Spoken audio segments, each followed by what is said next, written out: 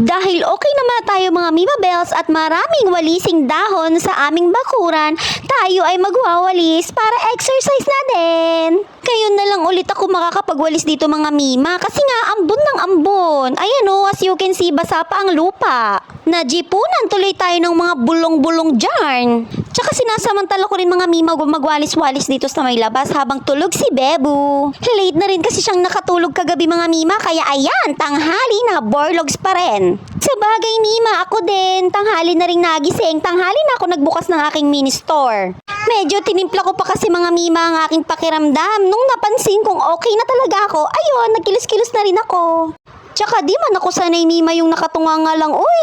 Pinalis ko lang muna ng very late yung harapan ng bahay. Tapos sinundan ko na dito sa kubo. Mamayang hapon naman yung mga natira kong walisin doon sa may labas. Kasi medyo mainit na rin mga Mima dahil tanghali na nga tayong nagising, diba? Kaya mamayang hapon na yung pagbago naman dumilim. After nating magwalis-walis, ayan, magpunas-punas naman tayo ng mga tables dito sa kubo. Wala namang masyadong tumatambay ngayon dito sa kubo mga Mima, kaya hindi naman siya ganun karumihan. The problem is, yung mga dogs dyan nahihiga sa table. And then dito rin sa upuan, tayo rin ay magpupunas-punas kasi higaan pa rin nila yan. Then after ko magpunas-punas ng upuan, ayan, nagising na rin ang aking Bebu Love. Hay nako mga Mima, himala at maganda ang mood nitong si Bebu. Tapos mga Mima, natatawa ko sa lakad ni Bebu. Tignan nyo, punong-puno kasi yung diaper niya, pero dahil gusto niya gumala, walang puno-punong diaper sa kanya.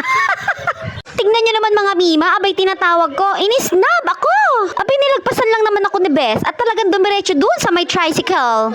Eh di sabi ko kay Kuya Sander, wait lang, wag niya munang papaandar yung tricycle at aalisin ko pa yung diaper ni Bebu. Kaloka rin talaga tong si Bebu, when gala is life talaga siya. Pero sa bagay, mas okay na yan mga Mima kasi ilang araw na rin na parang laging bad mood siya pa sa paggising niya. Yun bang gigising siya tas iiyak, ganun. And then dyan Mima, pinapaupo siya ng Kuya Sander niya. Ewan ko kung bakit ayaw niya umupo, pero sabi ko wait lang at pupunasan ko muna yung upuan kasi parang maputik. Pagkaalis ng aking mga junakis, ayan, finally dumating na rin yung nagtitinda ng julam. Mima, ang hanap ko dyan is pusit, kaso wala na naman pusit, yun pa naman ang request ng Kuya Sander na ulam.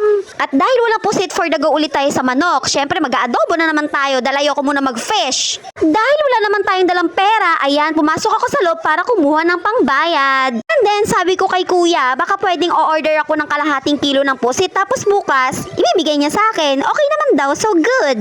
And then inasikaso ko agad yung aming ulamin mga Mima. Habang nakasalang yung aming ulam, ayan, sinilip ko yung dalawang magkapatid ko anong ginagawa nila. Nagpaalam kasi yung Kuya Sander, mag-washing daw sila ng tricycle. Tapos ayan, kaloka. Pati naman na silang dalawa ni Beboy, winashing na nila yung mga katawan nila.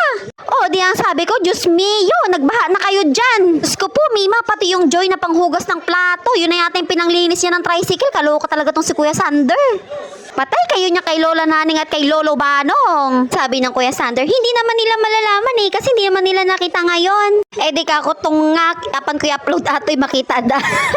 And then sinabi ko na sa kanila na sila ay magsabon na at magbanlaw at kami ay kakain na. Kasi mga 11:30 na rin yan mga Mima, ay yung niluluto ko malapit nang maluto yon.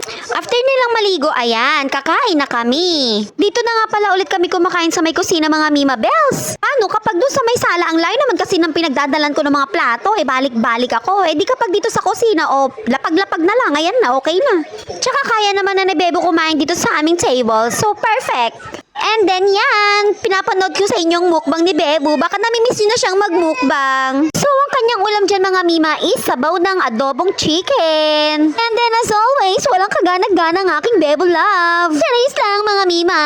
And then yun lang muna mga Mima. Kakain muna kami. Thank you for watching. Bye-bye!